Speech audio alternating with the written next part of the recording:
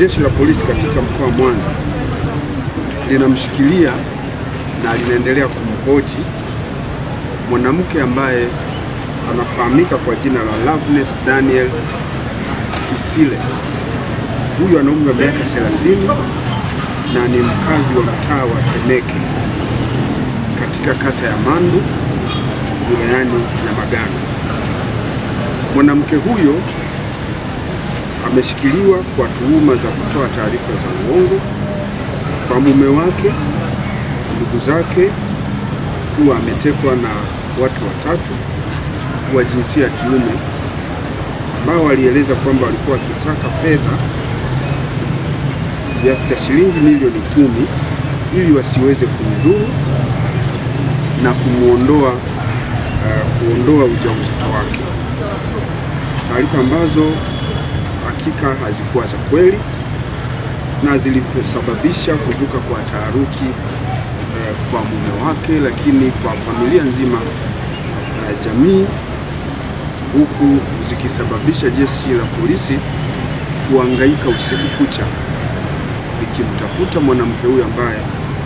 alidai kwamba alikuwa ametekwa kwa lengo la kunusuru maisha yake. Awali mwanamke huyo amekuwa akimueleza mume wake kwamba yeye alikuwa ni mjamzito, ujauzito wa watoto mapacha watatu, na mume wake alikuwa akiamini hivyo hadi tukio la utekaji linatokea au linafahamika katika mazingira ya familia na jamii na kwa jeshi la polisi. Tukio hilo limetokea tarehe 24 mwezi wa 9 mwaka huu, ambapo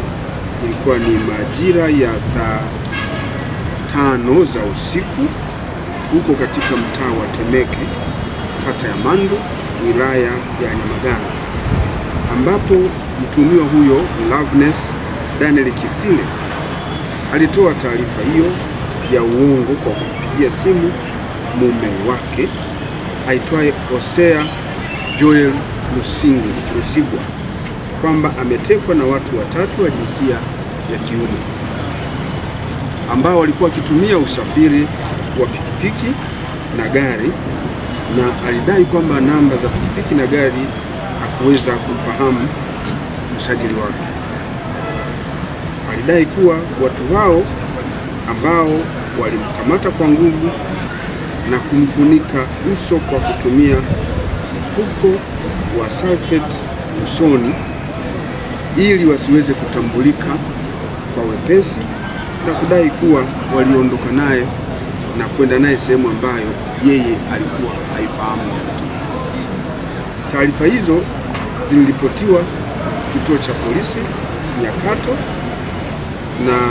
mume wa mtuhumiwa akidai mke wake ametekwa na watu wasiojulikana, na watekaji hao wamemtaka watumiwe fedha kiasi cha shilingi milioni 10 kama ambavyo nimesema, na kuwa kama wasingetuma pesa hizo basi wangeweza kumchoma madawa au sindano yenye madawa ambayo ingeweza kumtoa mimba baada ya muda mfupi. Baada ya kudai kwamba alikuwa anaambiwa hivyo nao watekaji, alimjulisha mume wake kwa njia ya simu kwamba mume wake afanye haraka aweze kutuma kiasi hicho cha fedha. Hata hivyo, kwa kuwa mwanamume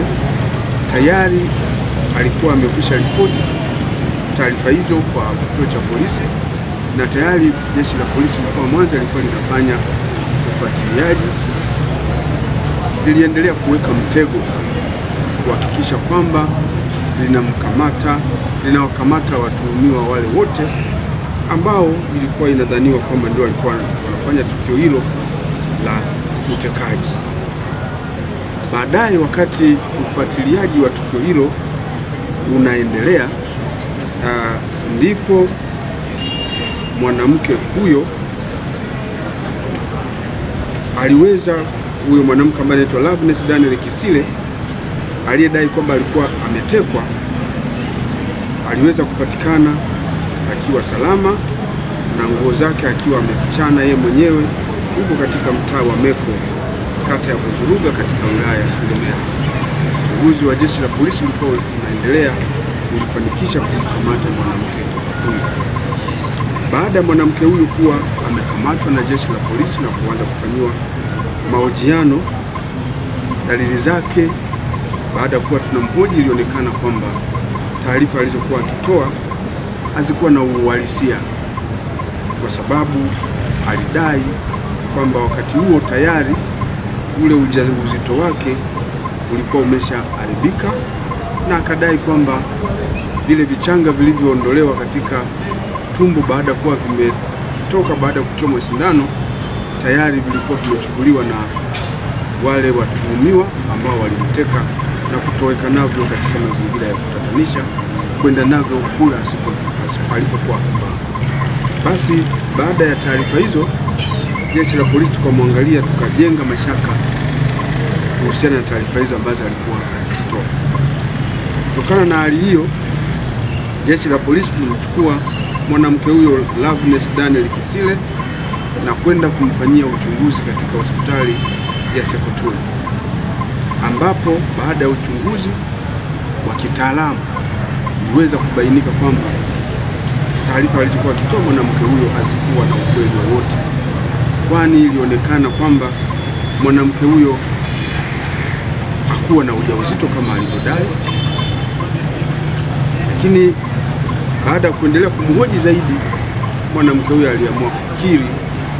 yeye mwenyewe kwa kueleza kwamba taarifa alizotoa kwamba alikuwa ametekwa na watu wasiofahamika waliokuwa wakitumia pikipiki na gari, kwamba taarifa hizo alizikuwa na ukweli wowote. Hivyo alisema taarifa hizo alizotoa zilikuwa za uongo. Aidha, mtuhumiwa baada ya kuwa ametoa taarifa hizo aliweza kufanyiwa mahojiano tena juu ya taarifa za kutekwa kama alivyowapatia wako pamoja na ndugu kwa ujumla. Aliendelea kukanusha kuwa taarifa hizo zilikuwa na ukweli wowote, na alieleza kuwa alifanya hivyo ili kumdanganya mume wake na wakwe zake ili waendelee kumwamini na waweze kutoa mahali nyumbani kwao, na pesa alizokuwa anadai zitumwe alikuwa anazihitaji kwa manufaa yake yeye mwenyewe. Baada ya kumhoji hivyo, mwanamke huyo aliweza kushikiliwa, na kwa sasa tunaendelea kushikilia katika kituo cha polisi kwa ajili ya uchunguzi zaidi. Ndugu waandishi wa habari, jeshi la polisi katika mkoa wa Mwanza linatoa onyo kali kwa wananchi kuacha kutoa taarifa za uongo kuhusu matukio ya uhalifu, hasa yanayohusiana na vitendo vya kihalifu vya utekaji, kudhulumiwa au kufanyiwa ukatili kwa lengo la kuficha ukweli au kujipatia huduma na msaada wa kifedha kutoka kwa watu mbalimbali, kwani matukio hayo yanaleta hofu na taharuki zisizo za msingi kwa jamii. Jeshi la polisi mkoa wa Mwanza hatutasita kuchukua hatua kali kwa mtu yoyote anayejihusisha na matukio